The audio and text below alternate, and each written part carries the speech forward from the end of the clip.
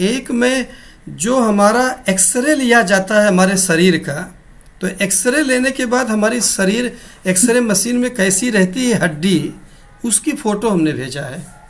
और उसका बहुत बड़ा रोल है। ऊपर हमने संस्कृत में लिखा है को हम, मैं कौन हूँ। अब संस्कृत लोग नहीं समझते हैं तो उसको हमने नीचे इंग्लिश में लिखा है हु एम आई, जो कि रमन महर्षि ने उठाया था। ये चीज को हम कथमिदं जातम किम वा जन्म मरणसी कथम साम्यति वेत्ति भो कथम बंध कथम मोक्षः। ये जो रमन महर्षि ने आज उठाया, कुछ लोग बोलते हैं कि ये जीवन पहले कभी वेदों में नहीं आया है। ये योग वासिष्ठ का श्लोक है जो मैं आपको बता रहा हूँ। योग वासिष्ठ में भगवान श्री राम वो सारे प्रश्न करते हैं ब्रह्मर्षि वशिष्ठ से जो एक मानव जीवन में आ सकता है, एक राजा से लेके रंक तक सभी से संबंधित। एक एक स्तर पे हम अपने को समझेंगे कि हम क्या हैं, फिर उसको नेति नेति के द्वारा निगेट करके उसको हम आगे बढ़ेंगे। तो हमने देखा था कि कंकाल तंत्र जो हमारा आदमी का होता है, उस कंकाल तंत्र का फोटो हमने डाला हुआ था, और उस कंकाल तंत्र को बिल्कुल सही रूप में कैसे रहता है उसको हमने डालने की कोशिश किया था। और उस कंकाल तंत्र का एक बार आप सब लोग अपने मोबाइल में थोड़ा सा देख लीजिए, ताकि अभी उसी की प्रैक्टिस होने वाली है। जो लोग नहीं देखे हैं एक बार ऊपर से नीचे देख लीजिए। आपके मोबाइल में देखा आप लोगों ने? ये देख लिए? हम्म। हाँ जी सर। सबसे पहले हम 10 मिनट तक इसका प्रैक्टिस करेंगे, अभ्यास करेंगे, और फिर इसके बाद आगे बढ़ेंगे। सभी लोग आंखें बंद करेंगे।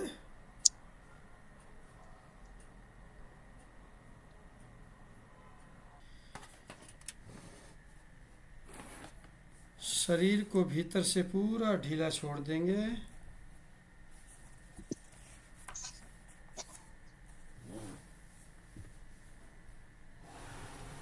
आंखें कोमलता पूर्वक बंद करेंगे।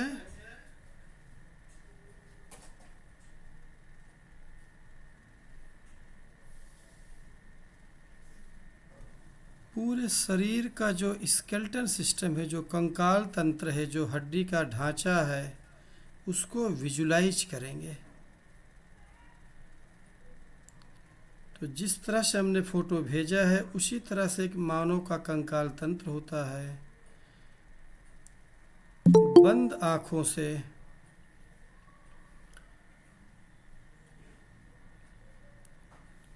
पूरे उस फोटो को देखेंगे। जो एक तस्वीर है उस तस्वीर को देखेंगे।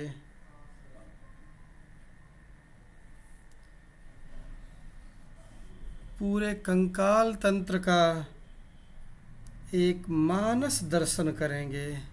उसकी एक तस्वीर मन में अपने बनाएंगे।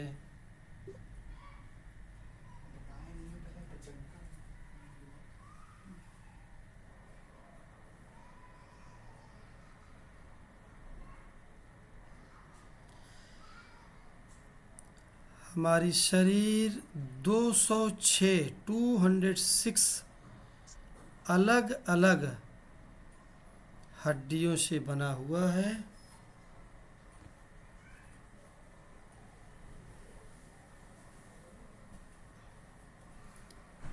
अपने कंकाल तंत्र का एक्सरे फोटो अपने मन में लीजिए।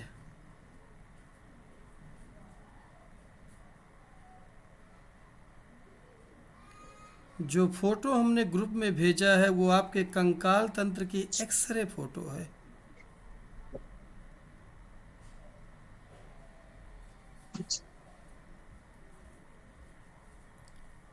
सावधानी पूर्वक सिर से लेकर के पैर के अंगूठे तक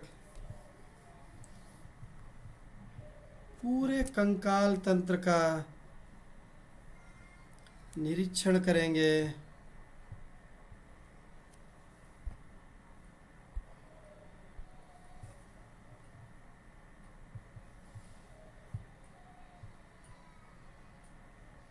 हमारा शरीर चलता फिरता कमोड है। हमारे शरीर में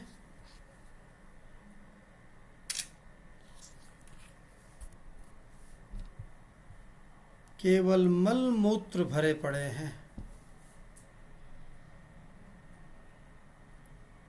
अपने मन में शरीर की एक्सरे फोटो बनाए रखेंगे।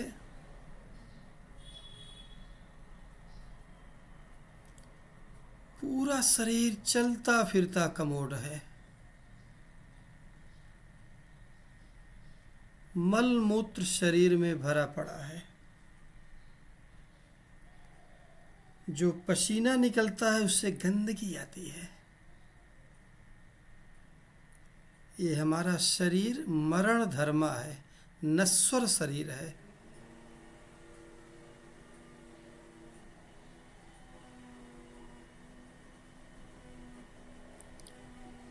शरीर मरने वाली है, नश्वर है, इसके बाद भी बहुत ज़्यादा जुड़ाव रखते हैं।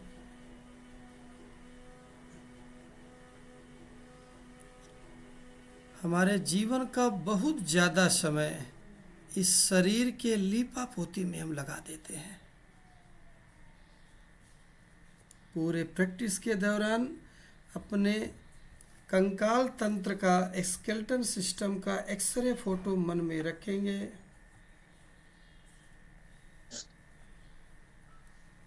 अध्यात्म की पहली शिक्षा है कि मैं शरीर नहीं हूँ, मैं मृण्मय नहीं हूँ, मैं चिन्मय हूँ, चैतन्य हूँ। फिर भी इस शरीर के लीपा पोती में बहुत समय लगा देते हैं।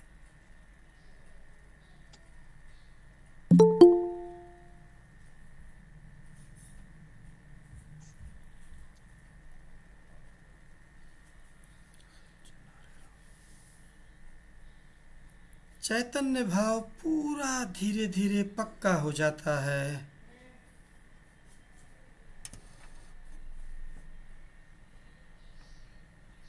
बंद आँखों से अपने कपाल, अपने सिर को महसूस करना है, केवल उसकी हड्डियों को, जो आपने अपने कंकाल तंत्र का एक्सरे फोटो अपने मन में लिया है।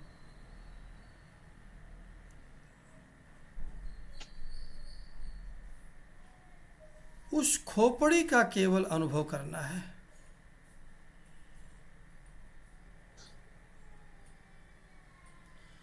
सिर के बाद जबड़े को महसूस कीजिए।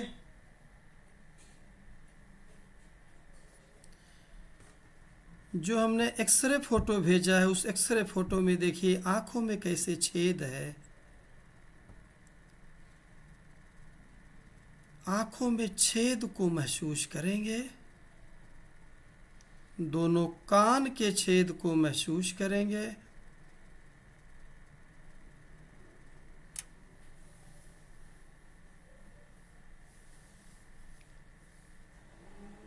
अपने मुंह को,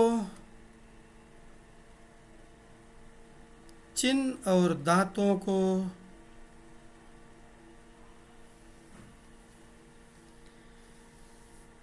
रीढ़ की हड्डी को महसूस करेंगे। सामने जो सीने का पिंजड़ा होता है, केस, रिब केस, उस रिब केस को की तस्वीर अपने मन में बनाएंगे। आंखें लगातार बंद रहेंगी कोमलता पूर्वक। अपने शरीर की हड्डी का, कंकाल तंत्र का एक्सरे फोटो मन में उसी की तस्वीर रहेगी।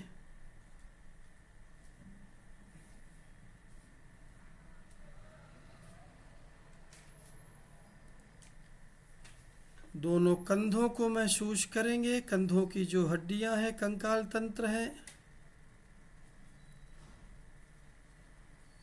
दोनों हाथ को,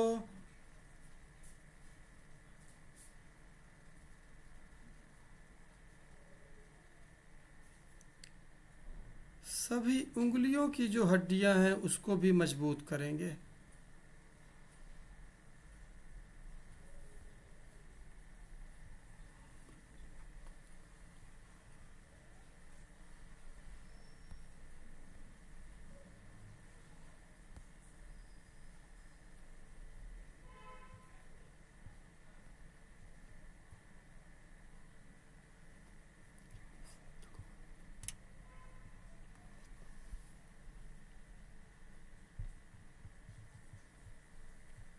अपनी जंघा की हड्डी को महसूस करेंगे, थाई बोन्स।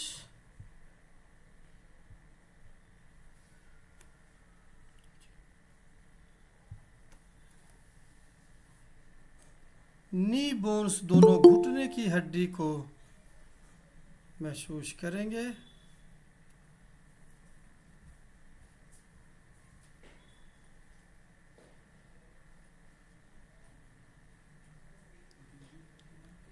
दोनों पैर के अंगूठे और उंगलियों को।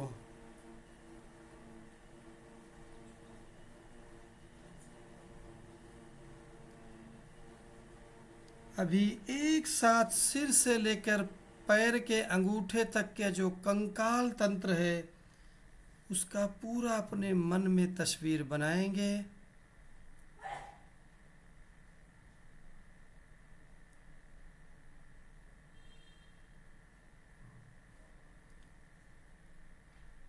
इस कंकाल तंत्र का जो हम एक्सरे फोटो लेते हैं तो देखते हैं शरीर पूरा जड़ है।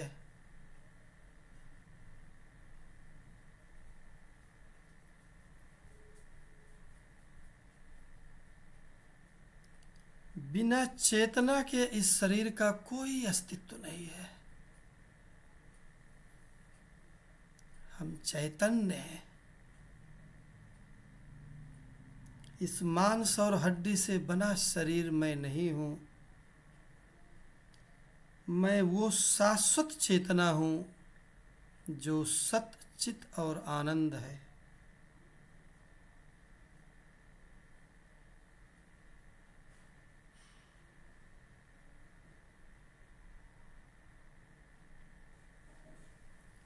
Blink and open your eyes. आहिस्ता धीरे धीरे पलक को झपकाएंगे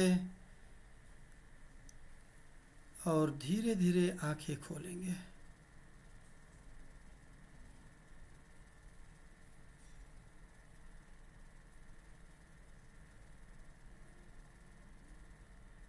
सभी लोग आंखें खोल लेंगे।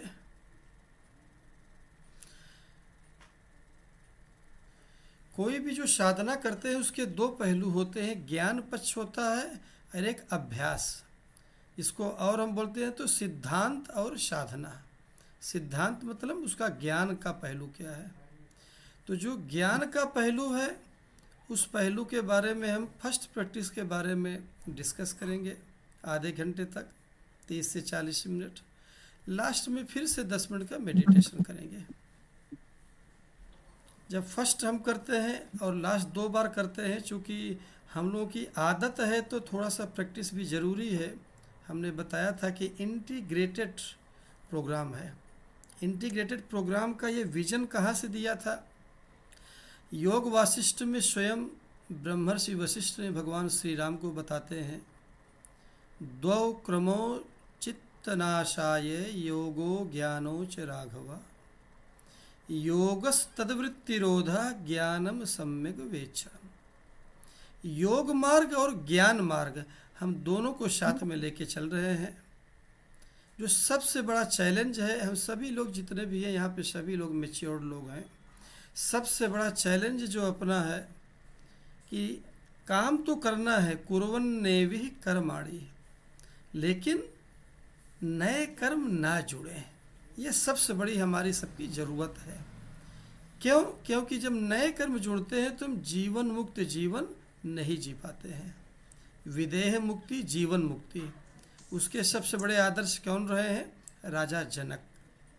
राजा जनक के पास जो है ऋषि मुनि जाते थे अपना परीक्षा देने के लिए, उस लेवल का उनकी जीवन मुक्ति। तो ये जो जीवन मुक्ति जीवन हम सभी जीना चाहते हैं उसी के बारे में ये थोड़ा सा प्रैक्टिस, थोड़ा सा डिस्कशन करेंगे। लास्ट जो 3 क्लास था उसमें हम लोगों ने बेसिक डिस्कस किया था कि रियल में चूँकि मानव जन्म मिल चुका है, मानव जन्म और दूसरे जन्म जो है उससे हमने तुलना को देखा था। दूसरे जन्म में हम केवल भोग योनि हैं, नए कर्म वहाँ नहीं जुड़ते हैं।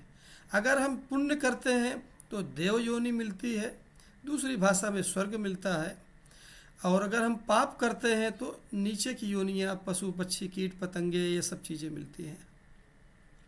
उसमें केवल भोगना है। एक मैं समरी दे रहा हूँ जो हमने लास्ट 3 डेज में डिस्कस किया था। केवल हमको भोगना है उसका, चाहे पाप भोगो या पुण्य भोगो। जो भी हमने किया है वो प्रारब्ध कर्म है हमारा, जिससे हम ऑलरेडी जन्म ले चुके हैं। जो और आगामी कर्म ना जुड़े और संचित कर्म भी भस्म हो जाए, अभी इसी पे हमारा पूरी साधना रहेगी। तो सबसे पहले हम लोग डिस्कस कर रहे हैं आगामी कर्म कैसे ना जुड़े। हमारा चूँकि जन्म हो चुका है, जन्म कैसे होता है आप सब लोगों को हमने हिंट दिया था, फिर से एक बार बताते हैं।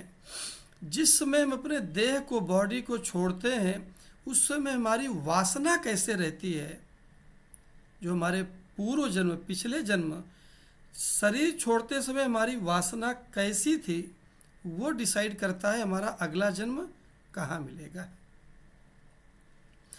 कुछ लोग जो इंटेलेक्चुअल बुद्धिमान होते हैं वो सोचते हैं कि अरे मैं मरते समय भगवान को याद कर लूँगा, कुछ सोच लूँगा अच्छा चीज़। नहीं, ये संभव नहीं है। क्यों नहीं संभव है? हमारे सारे धर्मशास्त्र, रामायण महाभारत से लेकर के वेद उपनिषद सारे यही बता रहे हैं। और ये क्या है? हजारों करोड़ों वर्षों का एक्सपीरियंस है। जैसे हम साइंस में रिसर्च करते हैं, एक्सपीरियंस रखते हैं। तो उसके लिए क्या करना है? उसके लिए यही करना है कि कुछ साधनाएं हमको अपने जीवन में करनी है, चाहे ज्ञान मार्ग का हो, चाहे योग मार्ग का। मेरा स्वयं का एक्सपीरियंस रहा है कि हम अगर दोनों मार्ग की साधनाएं कर लेते हैं तो बहुत जल्दी ही हमको इस सब चीज़ों से छुटकारा मिल जाता है। चूँकि जन्म ले लिए हैं तो दुख और सुख तो मिलना है। कोई भी आदमी मानव जन्म ले लिया, कितना बड़ा ऋषि भी क्यों ना हो, मैं छोटे मोटे लोगों की, हमारी आपकी बात हम नहीं कर रहे हैं। रमन महर्षि जैसे थे, रामकृष्ण परमहंस जैसे, ये अभी के सबसे बड़े ऋषि रहे हैं अपने देश में। इनको भी सुख और दुख मिले हुए हैं। तो सुख और दुख जो हमको मिल रहे हैं वो तो मिल रहे हैं। हमारे शास्त्र क्या बोलते हैं कि सुख क्या है, दुख क्या है?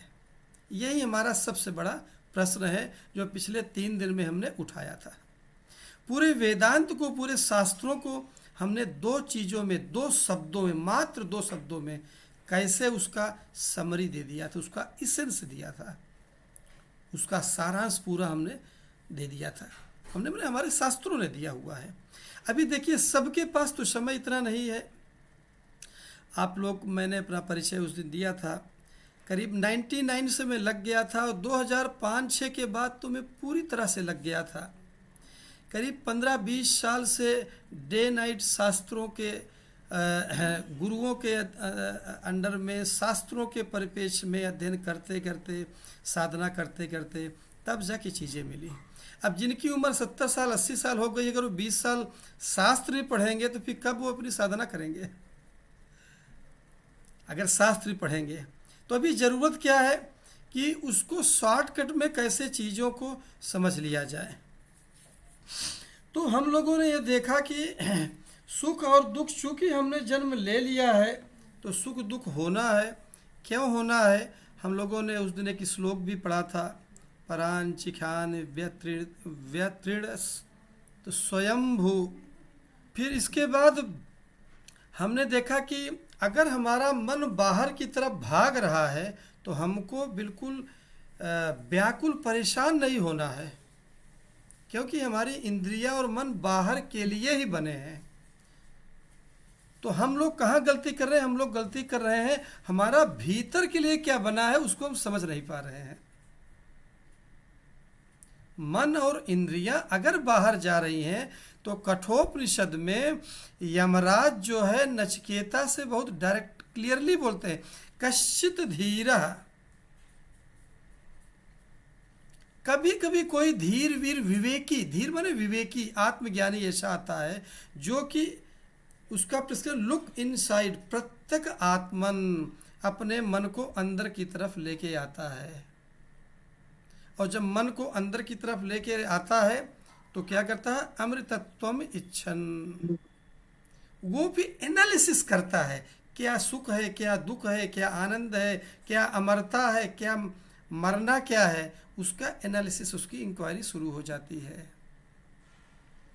आज अभी हम लोग इसी को 10-15 मिनट इंक्वायरी करेंगे कि सुख क्या है, दुख क्या है। अच्छा, ये सुख और दुख, अब आपका क्वेश्चन रह गया कि सुख और दुख, तो हम लोग ये सोचते हैं कि क्या ये सुख और दुख जैसे हमारे शास्त्रों में भी डिस्कस किया होगा, क्योंकि फर्स्ट टाइम जब मैं भी सुना तो मुझे बड़ा आश्चर्य हुआ, इसमें क्या चीज़ है। सबसे फर्स्ट तो मैंने मेरे गुरुदेव से ही सुना था, प्रोफेसर A.S.N. शास्त्री जी, जो कि नागेंद्रा जी के गुरु जी हैं, उनके मुँह से मैं सुना, तो मुझे लगा अरे इसमें क्या रखा हुआ है। तो सबसे पहले हम आप लोगों में से 2-3 लोगों को कमेंट सुनना चाहते हैं कि आपकी समझ में सुख क्या है, दुख क्या है, फिर इसके बाद शास्त्र क्या बोलता है, हमारे स्क्रिप्चर्स क्या बोलते हैं, वेद क्या बोलते हैं, वेदांत क्या बोलता है, उसमें समझेंगे। तो 3-4 लोग जो अनम्यूट करके थोड़ा सा प्लीज़ बताएंगे आपकी समझ में सुख क्या है, दुख क्या है। कौन कौन बताना चाहेगा?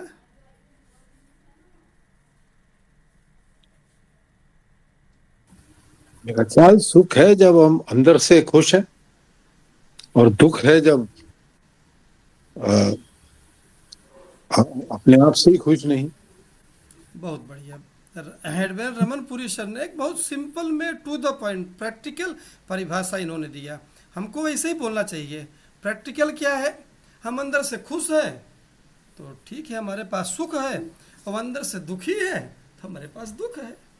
बहुत बढ़िया प्रैक्टिकल चीज़ इन्होंने बोला सर ने। और कौन बताना चाहेगा? मेरे समझ से सुख और दुख जो है एक लर्निंग है। ये दोनों मीडिया है हमें जिंदगी में जो ज्ञान मिल रहा है उसके लिए। बहुत बढ़िया। ब्रिजेश जी ने भी बहुत अच्छी चीज़ बोला कि भाई सुख और दुख अगर जीवन में नहीं रहेगा तो जीवन का रियलिटी नहीं पता चलता है। हमको समझाता है। बहुत बढ़िया। और कौन बोलना चाहेगा? 3-4 लोगों को कमेंट लेंगे, फिर इसके बाद हम शास्त्रों में पहुंचेंगे। 2 लोगों का हो गया, और भी कोई 2-3 आदमी बोल सकते हैं। जो भी मन में, कोई बहुत बड़ा पढ़ के नहीं बोलना है अपने को, जिसको प्रैक्टिकल चीज़ें। देखो 2 लोगों ने बहुत प्रैक्टिकल चीज़ बोला। ये सुख और दुख ये एक अनुभूति है, और एक चीज एक व्यक्ति के लिए सुख कारक हो सकती है और दूसरे के लिए दुख कारक भी हो सकती है।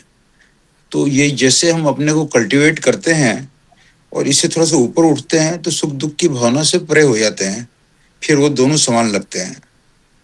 बिल्कुल, सज्जन सर ने बिल्कुल सही बात बोला कि दुख और सुख एक हद तक सब्जेक्टिव है। सब्जेक्टिव का मतलब ये हुआ कि अगर अब जैसे कि एग्जांपल ले ले हम, कि एक जो है समाज में हम देखते हैं किसी कोई कार खरीद रहा है, तो एक कार उसके लिए दुख का कारण हो सकती है। जो आदमी बड़ा है उसके लिए वो सब्जेक्टिव, उसके लिए भाई छोटी कार में नहीं बैठूंगा, और वहीं छोटे आदमी के लिए छोटी कार ही बहुत बड़ी चीज़ है। तो एक चीज़, एक फैक्टर जो सुख का कारण बनता है, दूसरे के लिए दुख का भी कारण इसमें है। अभी एनालिसिस करूंगा। आप जितने लोग बोल रहे हैं सब चीज़ें शास्त्रों ने बहुत गंभीरता से इसको उठाया हुआ है। बहुत बढ़िया सर ने बोला। और सर ने एक चीज़ ये भी बोला कि एक स्थिति आती है जब हम दोनों से परे हो जाते हैं। बहुत बढ़िया, बिल्कुल प्रैक्टिकल चीज़ें। हमारी माताओं बहनों में से, माताएं बहनें 4-5 लोग हैं जो है, वो भी अपना थोड़ा अनुभव शेयर करेंगी तो अच्छा रहेगा।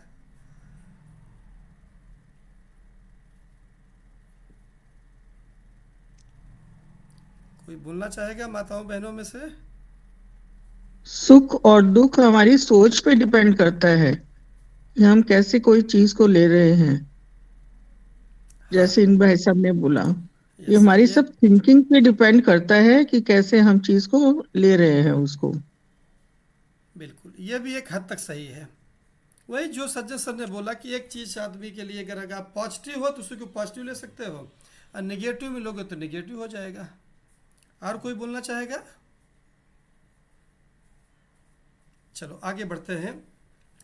हमें देखते हैं कि शास्त्रों में क्या कुछ आता है। तो हमारे शास्त्रों में, चूँकि हमारा सबसे मेन योग वासिष्ठ है, तो हमारे योग वासिष्ठ में आता है सुखम भगवो विजिज्ञासु इति। इसका संस्कृत का श्लोक है। हम केवल देखो ज़्यादा इस श्लोक के चक्कर में नहीं पढ़ते हैं, उसका जो मेन होता है वो केवल उसी को लेते हैं जो है। इसका मीनिंग होता है भगवो, हे भगवान। भगवान राम पूछते हैं ब्रह्मर्षि वशिष्ठ से, भगवो मीन्स हे भगवान, सुखम विजिज्ञासु इति। ये जो सुख है इसका सेक्रेसी क्या है? सुख मतलब सुख दुख दोनों एक ही शब्द संस्कृत में बोले जाते हैं। सुख और दुख का सेक्रेसी क्या है, इसकी इंक्वायरी कैसे की जाती है, इसको डीपली समझना है तो कैसे समझा जाता है। हम और आगे चलते हैं वेदांत में, उपनिषद में। तैत्तिरीय उपनिषद आता है, उसमें आता है सहसानंदस्य मीमांसा भवति। Let us investigate the constitute ingredient of ananda. आनंद के अंदर क्या क्या होता है उसका हम लोगों को इंक्वायरी करनी चाहिए। और बढ़ते हैं छांदोग्य उपनिषद। हमने आपको जब सफरिंग दुख क्या होता है तो 3 एग्जाम्पल बताया था। एक जो महाभारत के हीरो हैं अर्जुन, योग वासिष्ठ के जो हीरो हैं स्वयं हमारे मर्यादा पुरुषोत्तम भगवान श्री राम। एक हमने द्वापर युग का लिया था, एक हमने त्रेता युग का लिया था, एक उदाहरण हमने लिया था सतयुग का। स्वयं देवर्षि नारद, देव ऋषि नारद सनत कुमार ब्रह्मर्षि के पास आते हैं और वो बताते हैं कि मैं बहुत दुखी हूँ। जिस नारद को उनकी इच्छा अनुसार वो विष्णु के पास जा सकते हैं, किसी भी लोक में, अभी ब्रह्म लोक, अभी विष्णु लोक, कभी भी जा सकते हैं। वो विष्णु के पास जाते हैं कि मैं कभी कभी दुखी हो जाता हूँ, मेरा सलूशन निकालिए। तो बोलते हैं मेरे पास नहीं है, आप ब्रह्म ऋषि के पास जाइए। और उस समय के ब्रह्म ऋषि सनत कुमार के पास जाते हैं। फिर वो क्या बोलते हैं, सुखम लब्ध्वा करोति, सुखमेव लब्ध्वा करोति, I will do only that work which gives me happiness. I am doing. कौन बोल रहा है? देवर्षि नारद ब्रह्मर्षि से बोल रहे हैं सनत कुमार से, जो मुझे जिस काम से हैप्पीनेस मिलता है। जैसे बोला जाता है नारद जी लकड़ी लगाते हैं, आग लगाते रहते हैं, लड़ाई लगवाने में अगर उनको हैप्पीनेस मिलता है तो वो भी काम करते हैं वो। इसके बाद भी बोले मैं दुखी क्यों हो जाता हूँ। देखो मैं अपने से कुछ भी नहीं बोल रहा हूँ, आप लोगों को जो भी बता रहा हूँ शास्त्रों का प्रमाण के साथ ही मैं बात करता हूँ। और फिर उसमें गुरुओं ने कैसा बोला हुआ है, फिर इसके बाद हमने अपनी साधना में क्या पाया है, उसी को हम लोग डिस्कस करते हैं। ये हमने 3-4 आपको उदाहरण दिया कि सुख और दुख नॉर्मल नहीं है। अगर हमारे वेदों में, हमारे शास्त्रों में किसी चीज़ का डिस्कशन हुआ है तो उसका गहराई आप समझिए। अगर उसका डिस्कशन हुआ है तो इसका मतलब है कि वो बहुत गहरी चीज़ है। शास्त्रों में हल्की चीज़ें कभी भी डिस्कस नहीं की जाती है। तो हमारे शास्त्र जब डिस्कस कर रहे हैं इसका मतलब कुछ ऐसी चीज़ें हैं जो हम नहीं समझ पाते हैं। अभी अगर यही कोई यंगस्टर से एक लड़का हो 10 साल का, उससे पूछो सुख दुख क्या है, बोलेगा मेरा मनपसंद मैगी दे दिया वही सुख है, और मम्मी ने मैगी नहीं दिया वही मेरा दुख है। उसका वो सोच है और वो अपनी जगह पे बिल्कुल सही है। अभी हम शास्त्रों का हेल्प लेते हैं, कुछ 1-2 इंसिडेंट देखते हैं जो हमारे जीवन में, देखो 24 घंटे में सुख दुख जो आते रहते हैं उसको हम उदाहरण के द्वारा लेंगे। आजकल सबसे बड़ा टेंशन जो हम कॉम्पिटिटिव एग्ज़ाम देते हैं, सपोज एक एग्जांपल हम नीट का ले लेते हैं। नीट एक एग्ज़ाम है हमारे देश में जो कि मेडिकल डॉक्टर बनाने के लिए लिया जाता है। अभी शाम हो चुकी है, कल रिजल्ट निकलने वाला है। आज शाम को वो स्टूडेंट और उनके पेरेंट्स का माइंड कैसा रहता है उसको हम लोग एनालिसिस करेंगे। यहां पर शास्त्र क्या बोलता है कि सुख क्या है दुख क्या है उस पे मत पढ़ो, सुख और दुख के समय स्टेट ऑफ माइंड कैसा है उसका एनालिसिस करो। तो उससे क्या होगा, क्यों करें हम, उससे होगा कि सुख दुख का इफेक्ट अपने ऊपर नहीं पड़ेगा। ये सबसे बड़ी बात हो जाएगी। तो क्या रहेगा उसके अंदर, इनसिक्योरिटी रहेगी, एंजाइटी रहेगी।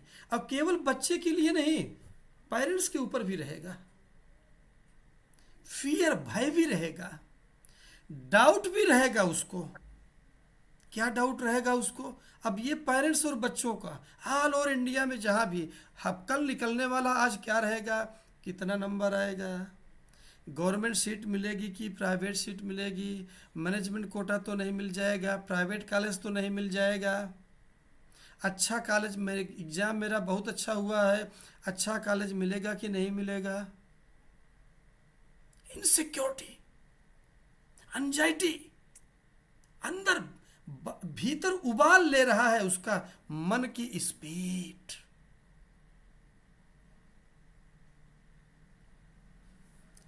अब उस समय उनको कुछ भी समझाओ, कुछ भी उनके समझ में नहीं आने वाला है। कब तक, जब तक रिजल्ट नहीं निकल जाएगा। बल्कि रिजल्ट निकल गया, कुछ देर के बाद धीरे धीरे चीज़ें शांत हो जाती हैं। एक और प्रैक्टिकल एग्जांपल लेते हैं। हमारे घर परिवार की बहन बेटी कोई भी है, वो लेबर पेन हो रहा है, हॉस्पिटल में एडमिट हो चुकी है डिलीवरी के लिए। हमारी साधना का नाम प्रतिप्रसव है ना, तो प्रसव को बारे में पहले समझना है। प्रसव माने डिलीवरी, जो प्रसव पीड़ा बोलते हैं, बच्चे के जन्म के समय जो पीड़ा होती है। तो प्रसव के समय, डिलीवरी के समय जो महिला, जो मातृशक्ति अंदर है, और जो उनके पति, उनके जो बिल्कुल क्लोज, उनके माँ बाप भाई बहन जो हैं, उन दोनों के मेंटल स्टेट के बारे में, उनका state of the mind psychological कैसा है, मन स्थिति कैसी है। सबसे पहला काम अनसर्टेनिटी, अनिश्चितता है। डिलीवरी नॉर्मल होगी कि सिजेरियन होगी कि ओपन सिजेरियन होगी कि नॉर्मल, सब इसी में बिल्कुल बार बार डॉक्टर साहब कैसा है, मैडम कैसा है, हाँ yes yes I am trying my best, I am trying my best. वो जो भी 1 घंटे 2 घंटे 3 घंटे का समय रहता है, उस समय जो अनसर्टेनिटी, जो उस समय भय, फियर जो रहता है, एंजाइटी जो रहती है, उसके बारे में सोचिए। शास्त्र बोलते हैं उस समय what is your state of mind, उसकी इंक्वायरी कीजिए।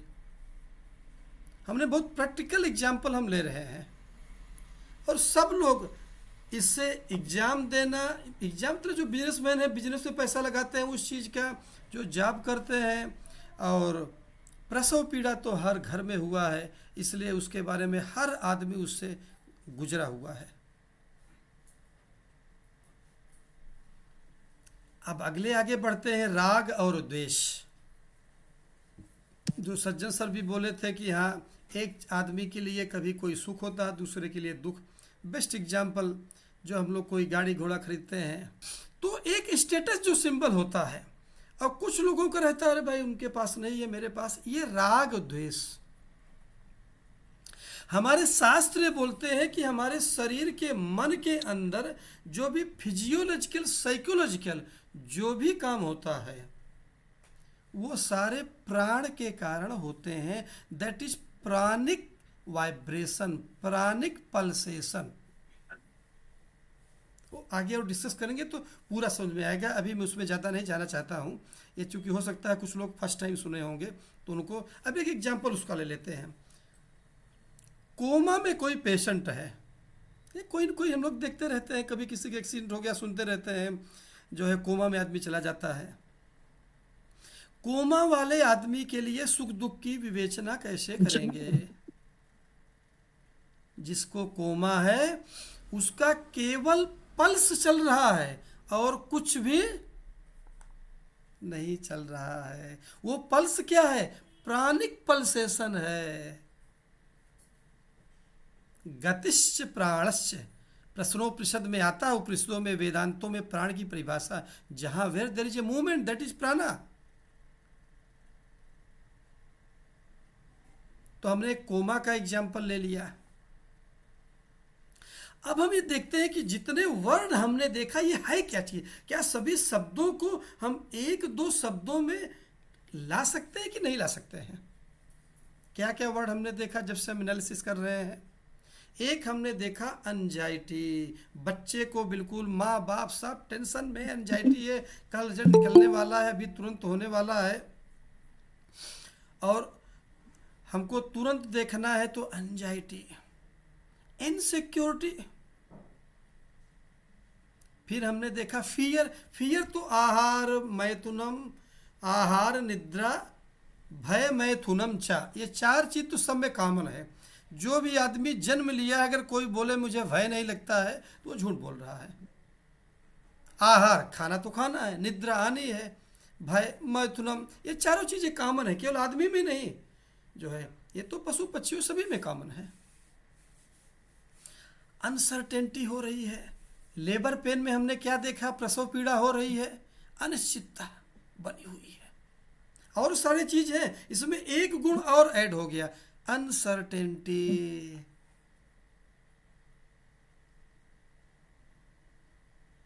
आगे आते हैं हम राग द्वेष देखते हैं, जो षड रिपु काम क्रोध लोभ मोह मद मत्सर 6 रिपु बोले गए हैं, तो षड संपत्ति भी आती है हमारी। ये जो षड रिपु जो हैं, 6 जो हमारे शत्रु जो भीतर अंदर, जो इसी को हम बोलते हैं अंतःकरण का विकार जो है, उन सभी शब्दों को अगर हम भगवत गीता का चैप्टर 5 23 नंबर की सेकंड लाइन श्लोक देखते हैं, काम क्रोधात भवम वेगम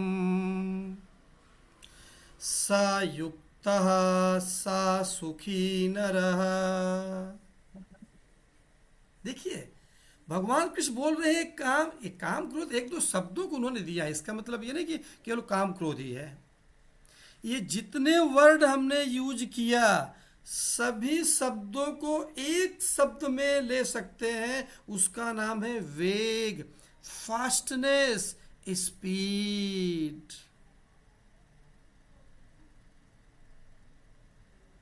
आज के दिन की सबसे बड़ी हमारी समस्या ये है कि फास्टनेस, हेल्थ एंड हैप्पीनेस को साइड रख करके हम हर काम जल्दी करना चाहते हैं।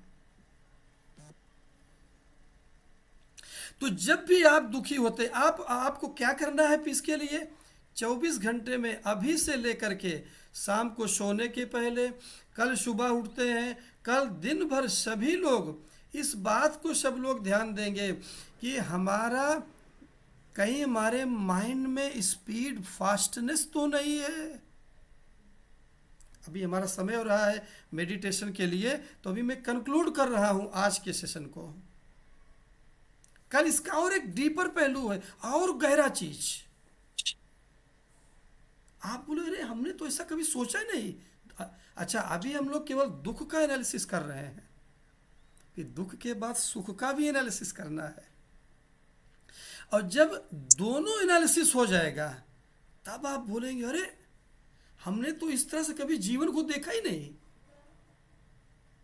तो इसी संसार में रहते हुए फिर यही संसार आपको हैप्पीनेस देना शुरू कर देगा। जो सिचुएशन आपको कष्ट दे रही है, वो सिचुएशन से अनअफेक्टेड आप हो जाएंगे। कैसे? मात्र एनालिसिस से। तो क्या करना है? जो फास्टनेस है उसको रिप्लेस करना है किससे? स्लोनेस। क्रोध आया बहुत जल्दी, तेजी में, slow down, slow down, slow down. एक चीज और समझते हैं। अब ये देखिए कि एक आदमी जो वॉकिंग कर रहा है, उसको अगर उसके अंदर क्रोध आ गया तो वॉकिंग में क्या वो धीमे चलना शुरू करता है कि और तेजी में रनिंग करना शुरू करता है ना, और उसको पता भी नहीं चलता है वो क्या कर रहा है। ये हमारे शास्त्र उठाते हैं, इसके पीछे क्या है, फास्टनेस माइंड में है, और जल्दी के फास्टनेस कहाँ शिफ्ट हो गया, पैर में। इस गहराई, इस एनालिसिस को आप समझिए। Fastness felt at one centre affect your whole body. Fastness corrected and at one center purifies your whole body. एक जगह पर अगर आपने फास्टनेस को रिप्लेस किया स्लोनेस से, तो पूरी शरीर का जो फास्टनेस था रिप्लेस हो जाएगा। और अगर एक जगह आपने देखा कि आपका जो फास्टनेस है, जो स्लोनेस है, उसको आपने ऑब्जर्व किया, रिप्लेस हो गया स्लोनेस, तो पूरा बॉडी, मतलब अगर माइंड स्लोनेस में आया तो आपका हार्ट बीट भी स्लो हो जाएगा। हार्ट बीट स्लो हो गया तो आपका ब्लड सर्कुलेटरी सिस्टम सही हो जाएगा। फिर पैर जो दौड़ रहे थे वो भी बैलेंस हो जाएंगे। क्या ब्यूटी है। आप देखिए हमारे शास्त्र जो वेदांत है, जो वो कैसे एनालिसिस किसी चीज को करते हैं, ये है इसकी गहराई। इसलिए सबसे पहला हमने व्यू पॉइंट जो लिया वो ये लिया कि हमारे जो शास्त्र है वो कैसे सुख दुख को समझते हैं। जब हम सुख और दुख को हम समझना शुरू कर देते हैं तो सुख और दुख का से हम अनअफेक्टेड हो जाते हैं। मैं ये नहीं बोल रहा हूं कि सुख और दुख आपको कभी आएगा नहीं, तो ये जो आप सीख रहे ये क्या करेगा, बारिश तो होगी लेकिन आपको छाता मिल गया, अम्ब्रेला मिल गया, that rain will not affect you. साधूनां समदृष्टीनां परिप्रश्नेन सेवया संगमेन च सायुक्तिः लभते मुच्यते यया। योग वासिष्ठ का श्लोक है कि जब हम संग में रहना शुरू कर देते तो ऐसी युक्ति, ऐसा अम्ब्रेला, ऐसा छाता मिल जाएगा कि सुख और दुख कुछ भी हमारे ऊपर असर नहीं कर सकता है। अभी केवल थोड़ा सा एनालिसिस किया हूँ, शायद कल कोशिश करेंगे कि कल हम पूरा करें दुख का एनालिसिस। अभी हम सभी लोग मेडिटेशन के लिए रेडी हो जाएंगे।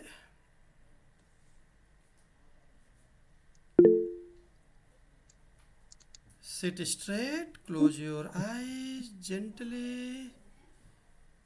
सीधे बैठेंगे, समम काये शिरोग्रीवम। आंखें कोमलता पूर्वक बंद करेंगे।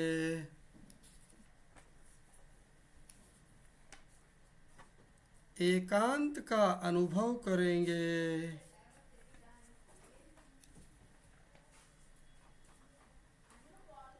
पूरे शरीर को ढीला छोड़ देंगे।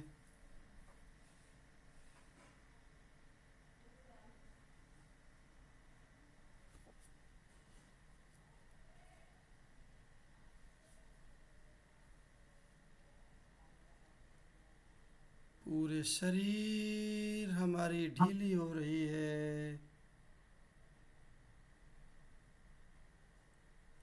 शरीर शिथिल हो रहा है।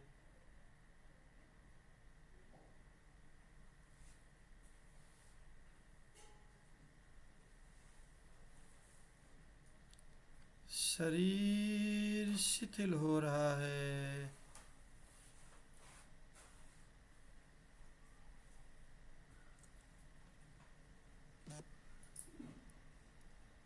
शरीर शिथिल और शांत हो गया है।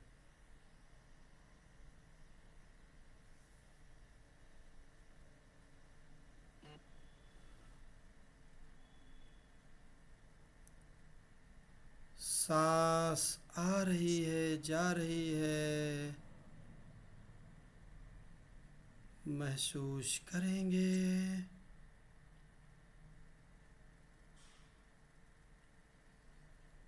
Don't involve yourself and don't put any effort.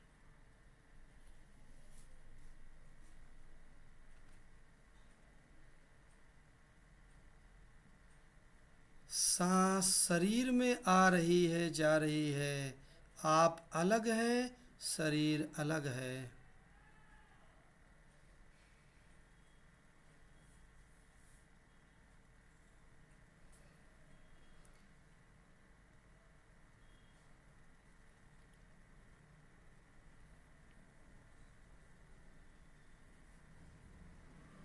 And don't put any effort. अपने आप शरीर आ रही है, जा रही है। सांस अपने आप आ रही है, जा रही है। दृष्टा बन करके, साक्षी भाव में ठहर करके सांसों को देखना है। सांस न तो लेना है, न छोड़ना है। अपने आप सांस आ रही है, जा रही है। जैसे जैसे सांस को महसूस करते हैं, सांस धीमी और गहरी होती जा रही है। सांस धीमी और गहरी होती जा रही है।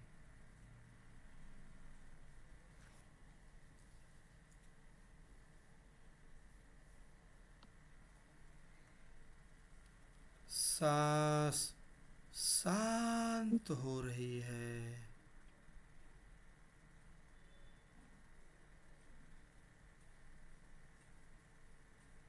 विचार शांत हो रहे हैं।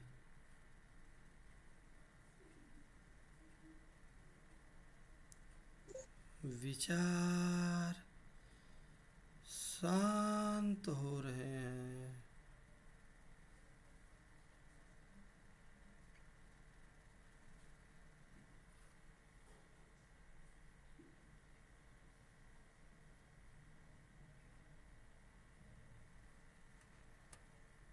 विचार शांत हो रहे हैं।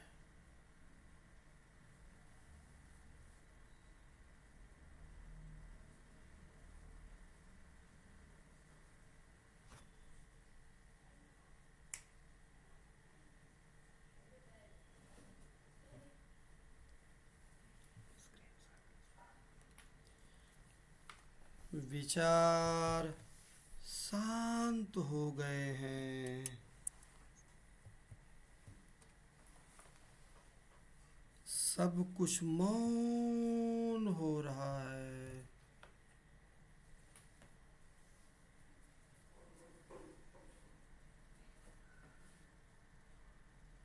सब मौन हो गया है।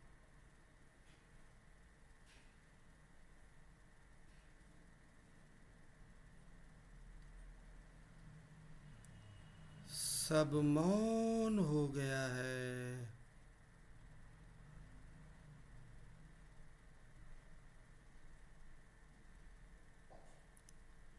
भीतर पूरा सन्नाटा हो गया है।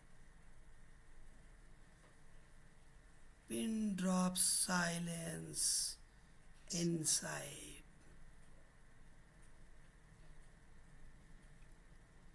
भीतर पूरा सन्नाटा हो गया है।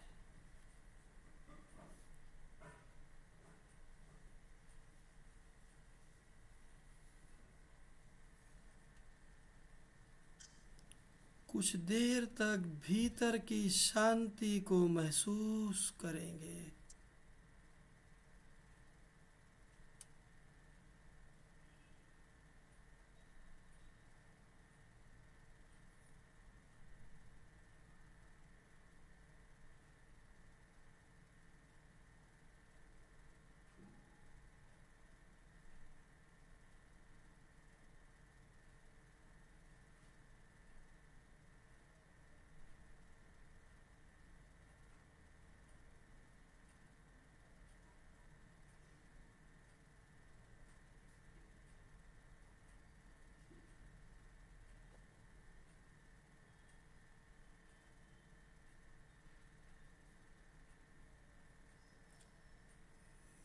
भीतर शून्य होता जा रहा है, चेतना की गहराइयों में उतर रहे हैं।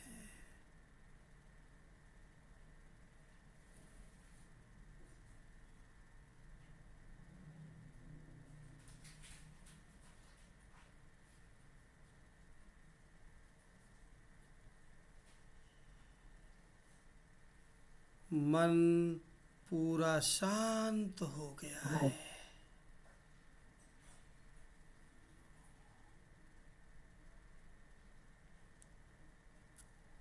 एक अनोखी शांति भीतर महसूस हो रही है।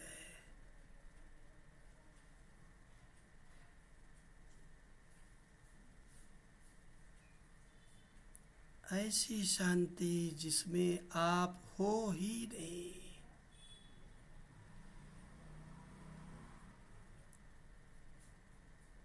एब्सेंस ऑफ यू, आप हैं ही नहीं।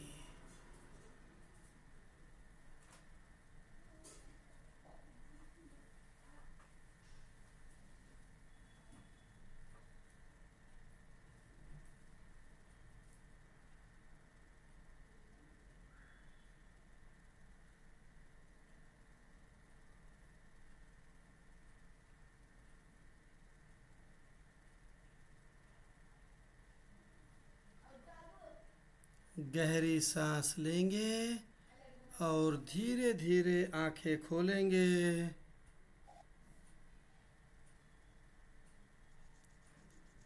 बाहर भी पूरी शांति ही है।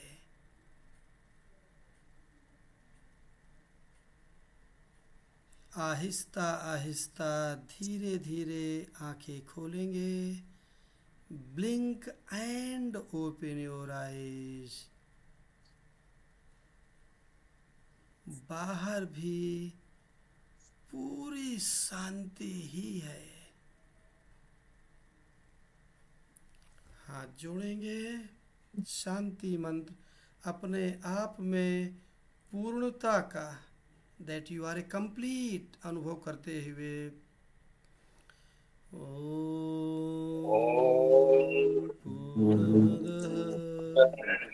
पूर्णमिदं पूर्णात् पूर्णमुदच्यते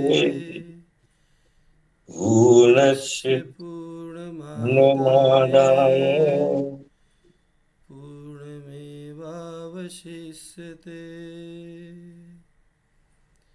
ओम शांति शांति शांति। हरि ओम। श्री गुरुभ्यो नमः।